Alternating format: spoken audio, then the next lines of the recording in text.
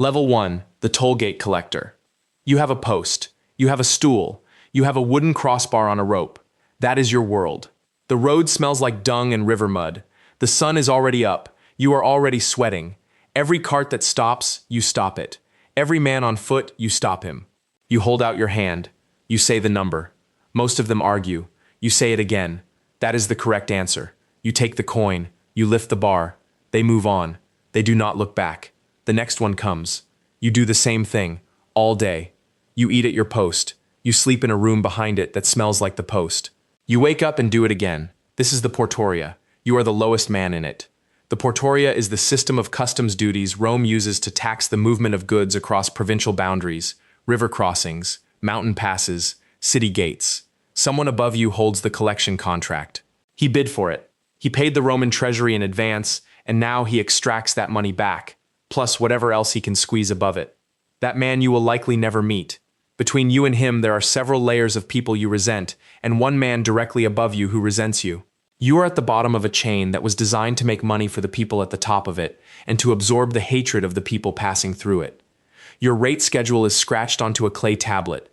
You do not own the tablet. You do not set the rates. 1 denarius per head of cattle. Fractions for smaller animals. A percentage of declared goods value for merchants carrying inventory, though what they declare and what they are actually carrying are rarely the same number, and everyone knows this, and the negotiation that follows is quiet and fast and understood by both parties. You take a small portion extra. This is expected. This is how the system works. You pass a portion up the chain. What you keep is thin. Your hands are always dirty. The dust gets into everything. Merchants carrying spices leave a ghost of cinnamon or pepper on their paperwork, and you smell it for an hour, and then it's gone, and you smell the road again. Wool caravans are the worst. The lanolin coats your hands and the smell does not come off. You develop an instinct for weight and volume. You learn to read a cart without touching it. You notice when axle depth is wrong for a declared load. When you catch someone, you mark it on the record and send word up. That counts for something. Not much, but something. People call you a tax farmer's dog. They say worse. Jewish travelers spit after you pass. Roman citizens remind you that they are Roman citizens. Merchants from the eastern provinces try to charm you. Soldiers passing through ignore you unless they want to not pay, in which case they do not ask. They simply walk past. You let them. You have no authority over a soldier with a weapon and a bad mood, and nowhere to be. You are not Roman. Or if you are barely considered so. Men of good family do not do this work. The equestrian class who hold the collection contracts hire freedmen, provincials, men with debts. They hire men who need the work enough to sit in the dust all day and absorb what the road throws at them. You absorb it. You count your coins at the end of the day, in the bad light of your room. You eat bread. You drink wine that tastes like the jar it came in. Somewhere above you, men are eating dinner on couches, discussing the quarter's receipts. You are not at that dinner. You will not be invited to that dinner. Not yet. Level 2, the circuit collector. You have a wooden tablet now. It has the seal of the Publicani firm burned into the corner, which means it is not yours, but you carry it everywhere. You have a portable bronze scale, 2 lead weights, and a leather satchel that smells like old rain and other men's grain. You have a route, 14 farmhouses, 2 fishing villages, 1 market settlement that calls itself a town. You walk it every collection cycle. The road is not a road. It is a suggestion of a road. Mud in winter, cracked hardpan in summer, always the same ruts, always the same distance, somewhere between 15 and 17 miles, depending on whether the river has flooded the lower crossing again. It usually has. You leave before dawn. That is not poetic. That is practical. You need to reach the first farmhouse by the time the family has finished their morning meal, because that is when the man of the house is still home, still slower from sleep, still less likely to argue. You have learned this. Nobody taught you. You learned it the way you learn everything at this level, by arriving at the wrong time and leaving with less than you needed. The scale comes out on the doorstep. Always the doorstep, never inside. You learned that too. Inside means their ground, their children watching from corners, their grandmother saying something you don't quite catch. The doorstep is neutral. The doorstep is yours. You weigh the grain. You look at the goat. You open the tablet. You look at last cycle's assessed value, and then you assess higher. Not wildly. Not cruelly, or at least not in any way that would stand out in a complaint, but the goat that was worth 4 denarii last autumn is worth 5 this spring. The scale says so. The tablet says so. You say so. The farmer looks at you the way men look at weather they cannot change. He goes inside. He comes back with what he owes. You record it. You move on. The portion that goes to the firm is fixed. The portion that stays with you is the distance between what the law requires and what you collect. That distance is called nothing officially. You know what it is. You built this route on it. You will not build much more. Your sandals are wrong for this work. The left one has been relashed so many times the strap has shortened, which means your left foot sits slightly lower than your right. After 10 miles, you feel it in your hip. After 15, you feel it in your lower back. You do not mention this to anyone. There is no one to mention it to. At the fishing village, they always try to pay in kind. You have standing orders from the firm. Silver or assessed commodity value. No fish, no promises. You say this. They push back. You say it again. Eventually, someone produces a small clay jar with coins at the bottom and sand on top of the coins, which is not clever, but is so common you have a specific entry for it in the tablet. Partial payment, quality contested, balance outstanding. That entry means you are coming back. They know it means you are coming back. You eat once, midday, from what you packed. Hard bread, some dried figs. You eat standing up on the side of the track because there is nowhere to sit that is not someone's property, and sitting on someone's property at this level sends the wrong message about who is in a position of strength. You are back by dark. Your feet are wet. The satchel is heavier than when you left. You count what you collected, record the total, and calculate your margin. It is enough. Not much more than enough, but enough. You blow out the lamp. Tomorrow is the lower route. The lower route is longer. Somewhere in a counting house in the provincial capital, a collector's clerk is transcribing numbers he did not walk for. You know that job exists. Level 3, collector's clerk. You have a stylus now, your own. Not borrowed, not shared with 3 other men who lose it and blame you. Yours. You carry it tucked behind your ear when you walk the market district, and people notice that. A small thing. That counts for something. Your title is tabularius in practice, though no one calls you that. They call you the clerk, the scribe, the one with the tablet. You follow Gaius Metellus, your collector, your superior, your problem, through every transaction of every collection day, and you write down every number he speaks aloud, the weight of grain assessed, the denarii received, the name of the merchant, the date, the amount declared by the collector, and the amount actually exchanged, which are sometimes the same number and sometimes are not, and your job is to write down what he says, not what you see, which is a distinction that took you approximately 4 days to fully understand. Here is what the arrangement means. Metellus cannot lie to his superiors without lying to you first. He cannot adjust a figure in his memory without the wax tablet already carrying a different one. He is a man who has spent 15 years building a private system of small deceits, a denarius shaved here, a drachma rounded down there, and you are the first person in his operation who makes that system visible. Not exposed, just visible. The difference matters enormously. He does not like you. You understand this by the 3rd week, when he assigns you to record the fish oil assessments at the harbor dock. Fish oil assessments happen at dawn. The dock smells the way you imagine the underworld smells if the underworld were also wet. The light is gray, and the amphorae are heavy, and the merchants are already angry before you arrive, and Metellus sends you alone, which means he is testing whether you will write down numbers without him present, or whether you will simply guess. You write down the numbers. You ask the dockmaster to confirm each one. You return with a complete record. He reads it in silence. He does not thank you. He assigns you to the fish oil dock again the following week. You eat better than you did as a runner. You have a room now, not a corner of a room, a full room above a fuller's shop on the street behind the basilica. The smell of urine from the fulling vats drifts up through the floor at night. You sleep on it. You have slept on worse. Your hands cramp. This is the new thing the body is learning. You hold the stylus for 6, 7, 8 hours some collection days, and by evening your fingers curl inward and resist being straightened. You press them flat against a wall before sleep. It helps somewhat. The thing Metellus cannot say, and knows he cannot say, is that you are useful to him in a way that frightens him.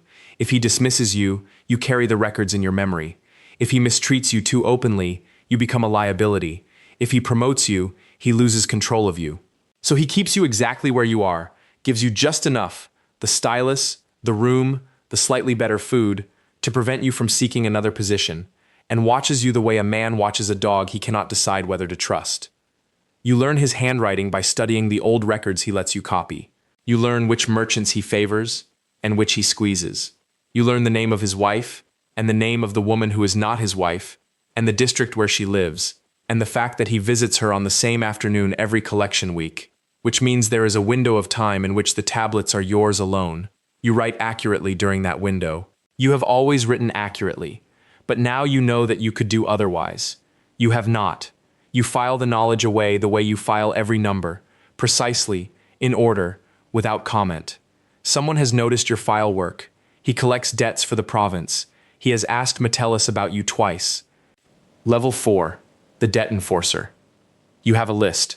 You always have a list. It is a wax tablet, smoothed and reinscribed so many times the wood underneath has gone soft at the edges, and it names every man in your assigned quarter who owes arrears to the publicani whose collection you enforce. Some owe a season, some owe 3 years. One man owes so much that the figure, when you first read it, made you count the notation twice. You go door to door. That is the job. You knock. You wait. You state the amount. Some doors open immediately. Some do not open at all. You stand in a narrow street that smells of bread smoke and animal dung, and the particular sharpness of a tannery 2 blocks east, and you knock again, and the door stays shut, and you note it on the tablet, and you move on to the next name. You are not a soldier. You carry no weapon beyond a short blade everyone in Rome carries. Your authority is paperwork and persistence, and the knowledge, shared by everyone on both sides of the threshold, that if you return with witnesses a 3rd time, the matter moves to seizure. That is the step nobody wants.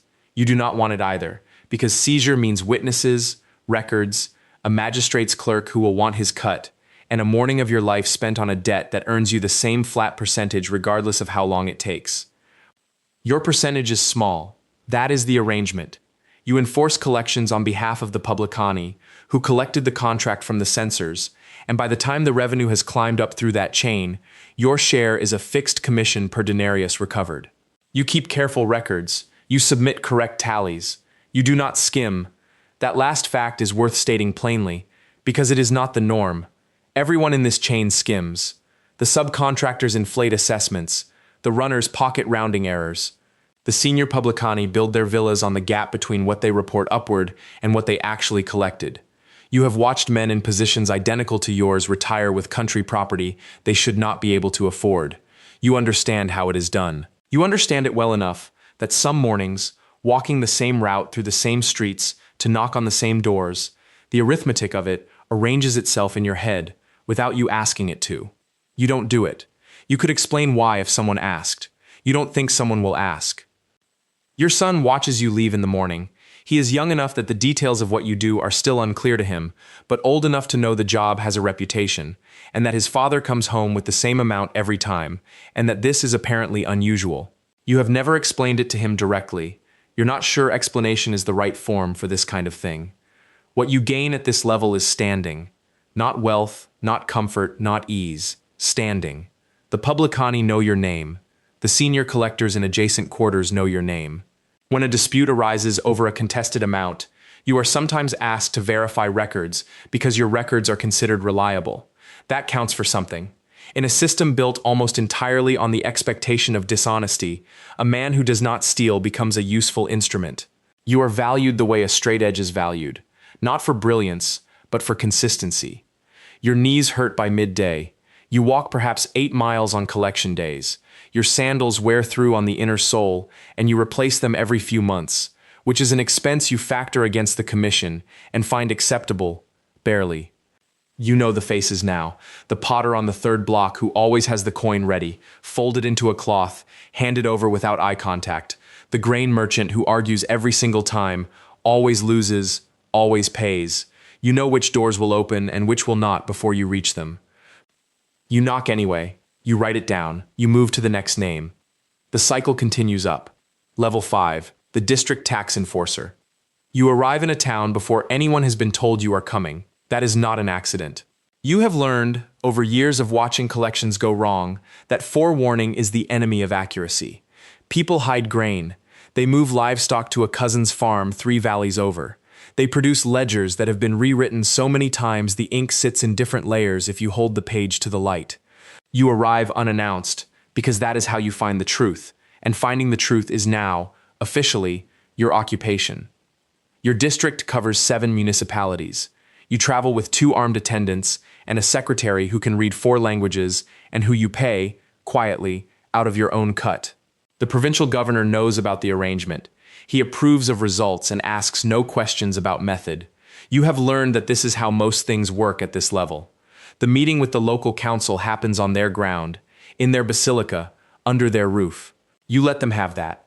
You sit across a long stone table from men whose families have owned this land for 6 generations, men who have bronze statues of their grandfathers in the forum outside, and you read them the census figures.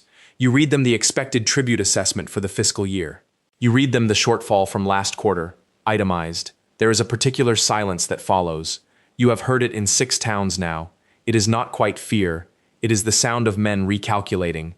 The lead decurion, the chief local councillor, tells you that the harvest was difficult, that the drought cost them significantly, that surely Rome understands the realities of agricultural life. You look at him. You have the rainfall records from the provincial office. You have the market reports from the nearest port showing what local grain sold for in the 3rd and 4th months. You place these on the table. You do not raise your voice. You do not need to.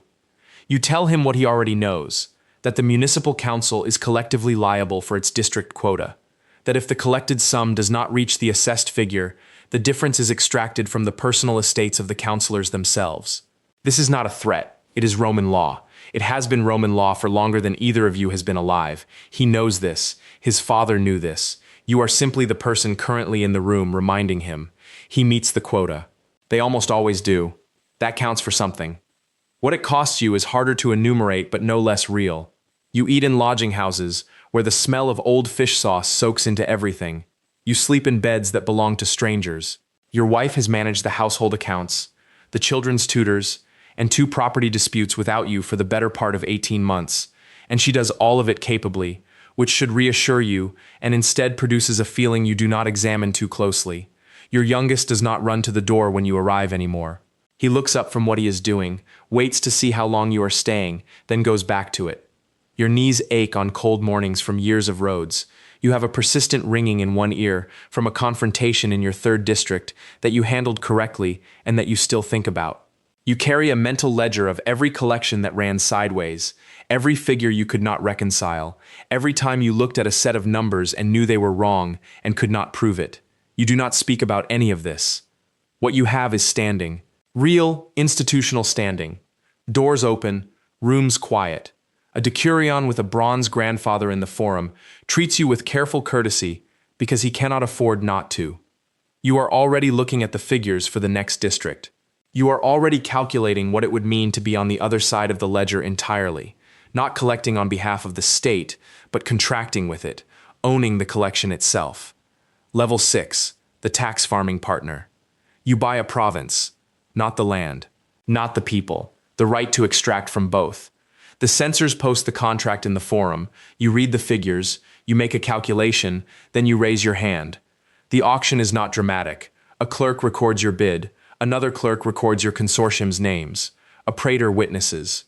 You sign, and just like that, a stretch of coastline in Asia Minor, with its merchant harbors and its fishing fleets and its olive groves running down to the water, belongs to you in every way that matters for the next 5 years. The sum you paid into the treasury is already gone. It is the state's problem now. Your problem is the return. Your consortium is called a societas. You are not the senior partner. That comes later, if you survive this level intact. But you are no longer a subordinate. You hold a share. The shares are not equal. Yours represents perhaps a 1/6 of the total invested capital, which means you contributed more than most men in Rome will ever see in a lifetime, and you did it from your own accounts, with additional lending from 2 colleagues whose names you keep in a locked box because their involvement is not public knowledge. That is how it works. That counts for something. It also means that if collections fall short, the loss is apportioned, and your portion is not small. You do not go to Asia yourself. You have agents for that. Subcollectors, enforcers, translators, local intermediaries, who know which village elder responds to negotiation and which one responds to the presence of two large men standing quietly in his doorway. You receive dispatches. You send instructions back. The correspondence moves by ship in summer and barely at all in winter, which means you are always making decisions based on information that is 2 months old, and the province is always acting on orders that no longer reflect current conditions. You develop a tolerance for uncertainty. You develop an intolerance for excuses. The target is simple. You paid the treasury a fixed sum. You collect more. The margin is yours. Legally, there is no ceiling. If you have calibrated your initial bid correctly, if you read the census data honestly, if your intelligence about local harvests and trade volumes was accurate, if you did not overbid in the excitement of the auction floor, you will clear your investment and double it. If you overbid, or if a drought hits, or if a local governor decides he finds tax farmers distasteful and begins creating administrative friction, you will spend 5 years bleeding money from a wound you cannot close. Your back has stopped hurting the way it did when you traveled.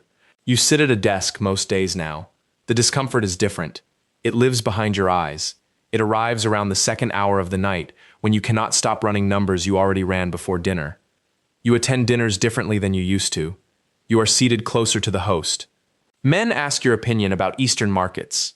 You give it carefully. You know that every conversation is also a negotiation, that the man asking you about grain prices in Pergamon is trying to learn whether you overbid, whether your consortium is exposed, whether there is something to be gained from your difficulty. You eat well. The fish is fresh. The wine comes from somewhere you have a financial interest in. You notice that your wife has stopped asking when you will be home for the evening meal, because the answer is always the same. Your 5 years will end. You will render accounts. If the return is strong, your name moves upward in the consortium. You get a larger share of the next bid. The contract on Bithynia is coming up. Your senior partner has already mentioned it twice. He is watching you, measuring you, deciding whether you are ready to hold the primary position. You are already calculating the bid. Level 7, the senior tax farm contractor. The auction is over. You made the winning bid. The censors recorded your name in the ledger of the Societates Publicanorum, and every man in that basilica heard the number you called out. It is a very large number. It is now also a legally binding debt to the Roman treasury.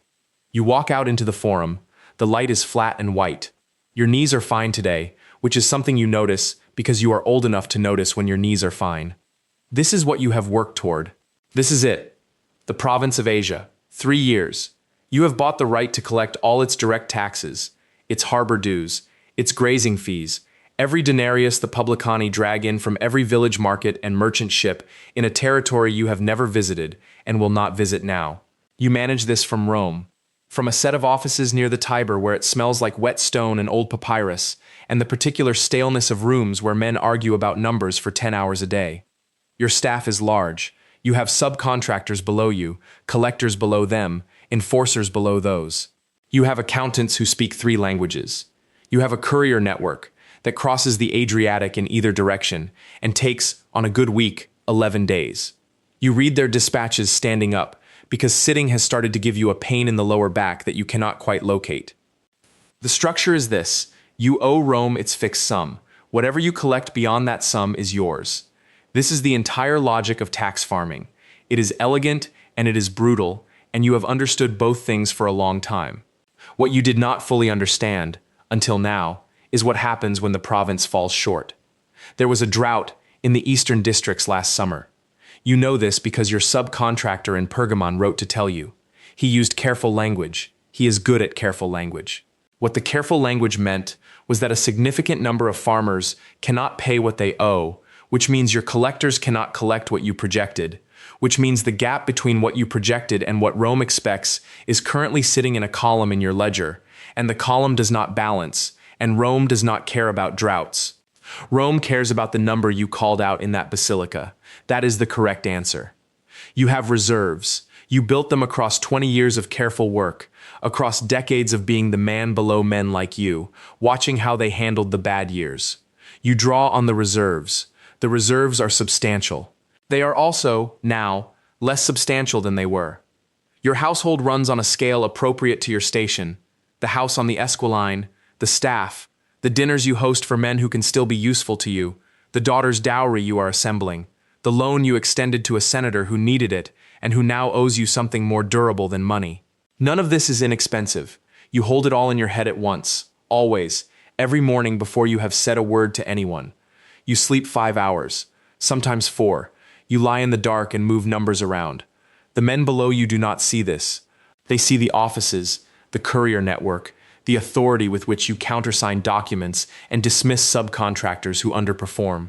They see a man who controls a province's revenue stream from a chair near the Tiber. That is what you are. It is also not quite all of what you are. There are nights when the courier from Pergamon is late, and you sit with a cup of wine you are not drinking, and you think about the next auction, about whether you will bid again, about what it would mean not to. You always bid again. Somewhere in the eastern wing of your house, your chief accountant is still working. You can see the light under his door. You go to bed. He stays. The cycle continues. Level 8, the Imperial Financial Procurator. Your appointment comes directly from the Emperor's hand. Not a recommendation, not a senatorial vote. A letter with the imperial seal pressed into wax so red it looks like a wound. You carry a copy of it everywhere. You have never needed to show it twice. The governor of the province meets you at the harbor. He has senatorial rank, ancestral portraits in the atrium of his house, a name that appears in the histories of the late republic. His toga is impeccable. His smile is the smile of a man who has spent his entire life learning to smile at people he would prefer to destroy. You are an equestrian. Your family name means nothing to him. Your letter means everything. He knows it. You know it. The harbor slaves know it. You shake his hand and you both pretend the architecture of this moment is something other than what it is. Your office occupies the best-lit rooms in the provincial administrative complex. Not because anyone gave them to you, because you walked in and stood there, and no one told you to leave. You have a staff of 12 freedmen accountants, 4 military clerks seconded from the Legion, and a Syrian secretary named Marcellinus, who reads faster than anyone you have ever met and forgets nothing. Marcellinus was a gift from your predecessor. You are not sure if that is a recommendation or a warning. You oversee the fiscus, the emperor's private revenue stream, running parallel to the public treasury like a second river beneath the first one. Customs duties, mining rights, imperial estate rents, the proceeds from condemned men's confiscated properties. Everything the Senate does not officially control. You audit the publicani contracts. You verify the weight of silver against the assay records. You sign off on military supply disbursements, and you notice every single month that the numbers submitted by the governor's office do not match the numbers that arrive at the Legion's stores. You file reports. The reports go to Rome. This is not a coincidence. This is the mechanism. Your knees ache on cold mornings. You have developed a habit of pressing your thumb into the base of your left palm when you concentrate, a groove worn into muscle from years of the gesture. You sleep 5 hours. Marcellinus wakes you with a lamp and a summary of overnight dispatches before you have finished the thought you were having in the dream. You eat your meals alone, not because you have no invitations. You have every invitation. The governor's dinner table, the merchants' association, the Legion commander's mess. You attend some of them, eat little, watch everything, and leave before the wine gets serious. There is a version of your life that looks, from the outside, like continuous access to power. That is the correct answer. You go home to a house that is too large and too quiet, and you read correspondence until the lamp oil runs low. 2 of your subordinates are reporting on you to the governor's office. You know which 2. You have known for 3 months. You have not removed them. You are using them. This is the thing about this level. You stop reacting. You start constructing the conditions under which other people react to you. A grain merchant attempts to bribe you through an intermediary. You accept the meeting, listen to the offer, and then audit every transaction the merchant has filed in the last 7 years. The results of that audit are forwarded to Rome with your seal. The merchant is ruined by midsummer. No one attempts to bribe you again that year. The emperor's next letter asks for your assessment of the governor. You write 4 paragraphs, precise, factual, every number correct, every claim documented. The governor dines with you that evening and laughs too loud at everything you say. He has no idea what you wrote. You have no intention of telling him. That counts for something. Somewhere in Rome, a clerk is already preparing the dossier for the next appointment. Level 9 awaits. Level 9, the Chief of the Imperial Treasury. The title is Rationalis Summae Rei. You have it engraved on nothing. You tell no one at dinner. You have learned, over the course of 20 years in rooms exactly like this one, that the men who announce what they are tend to stop being it very quickly. Your office is in the Palatine Complex, one floor below where the Emperor sleeps. The room smells of cedar and lamp oil, and the faint metal tang that follows you now from every mint visit, embedded somewhere in your sinuses. You have inspected every mint in the empire: Alexandria, Antioch, Lugdunum, Trier. You know what each one sounds like, the specific percussion of its presses, the difference in pitch between good silver and debased silver, a difference most men cannot hear and you cannot stop hearing. Your left ear rings slightly at night. It has for 6 years. You have not seen a physician about it. There is no time you would feel comfortable explaining your schedule to a physician. Every morning a courier arrives before dawn, sometimes two.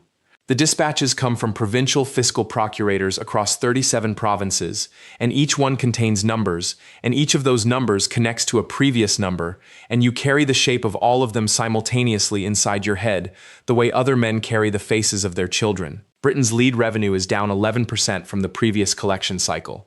Egypt's grain assessments are accurate, but the transport levies have been quietly inflated by someone in the Alexandria office, probably the third deputy procurator, probably for 3 years. Syria's military supply contracts are costing 40% more than they should because 2 contractors are the same man with 2 names. You know all of this. You know it before the emperor knows it. This is your function and also your danger. You set the revenue targets. Every province, every quarter, you adjust the poll tax rates in consultation with the census records. You authorize the debasement schedules, how much silver leaves the denarius this year, how much next year, what the mint masters are told versus what is actually happening. You sign documents that move more wealth in a single morning than most men will see across the entire span of their working lives. Your signature is not a signature, it is a policy. There is a man in your department, your second, a Cappadocian named Marcianus, who is talented and careful, and who has worked beside you for 9 years. You have recommended him for advancement twice. Both times the recommendation was quietly redirected. You understand why now. Marcianus understands why too. You have never discussed it. You eat lunch together most days in silence, reading dispatches. That counts for something. Your wife asks when you will retire. She asks in the tone of someone who already suspects the question is not a real question. You tell her you are thinking about it. That is the correct answer. It is not an answer. Men who hold this position do not retire to country estates. They are moved sideways into honorific positions with no access to the treasury records, or they become ill suddenly, or they are found to have committed some fiscal irregularity that everyone understands is not really about money. The emperor who appointed you is dead. The emperor who inherited you knows you were not his choice. He reads your reports every morning. He has increased your salary twice. He has also, in the past year, assigned a second secretary to your office, whose primary function you have not been able to fully determine. Your knees hurt on the stairs now. You bring a stick when no one is watching. At night, you sit with the dispatches and a single lamp, and you work until the lamp needs refilling, and then you keep working. You have folded the numbers of this empire into yourself so completely that you are not sure, anymore, where you end and the accounts begin. Neither is the emperor. That is the problem. That has always been the problem. Level 10. The Emperor's Financial Shadow. You have no title. That is the point. Your name is Pallas. You were born property. You were freed, which in Rome means something and nothing simultaneously. It means you can own things, sign documents, stand in a room without being asked to leave. It does not mean the Senate will look at you directly. It does not mean the men in wool togas with their ancestral death masks on their walls will ever say your name without a slight pause before it, a hesitation like a man stepping onto ice he isn't sure will hold. None of that matters. You control the treasury. You sit in a room in the Palatine Complex where the light comes in through a single high window and falls across ledgers that represent more grain, more silver, more human labor than most men will see in 10 generations. The room smells of lamp oil and old papyrus and the particular dusty warmth of a space where people are always working. You are always working. The office you oversee, the office of the imperial patrimony, is not a commission or a magistracy. It is not an elected position. It cannot be taken by a vote.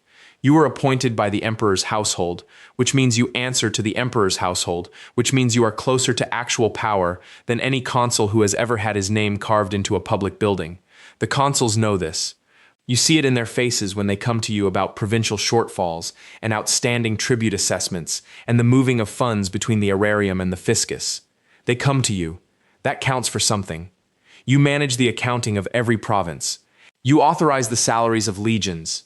You know, before anyone else, when a region is about to default, when a governor is skimming, when the numbers in a particular district have stopped making sense in the specific way that numbers stop making sense when someone is stealing. You've seen this pattern many times. You know what it looks like.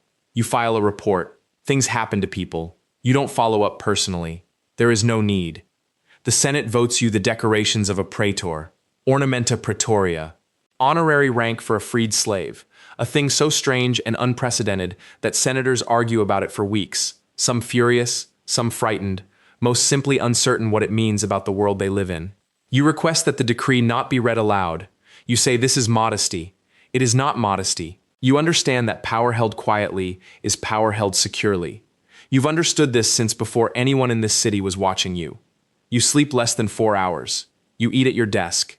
Your knees ache from cold marble floors and years of standing in corridors where the stone never warms. You know the names of dead men, governors who went too far, administrators who miscounted the wrong shipment, men who were audited and then audited again and then simply not present anymore. You carry those names the way you carry everything, without expression, without sentiment, filed correctly.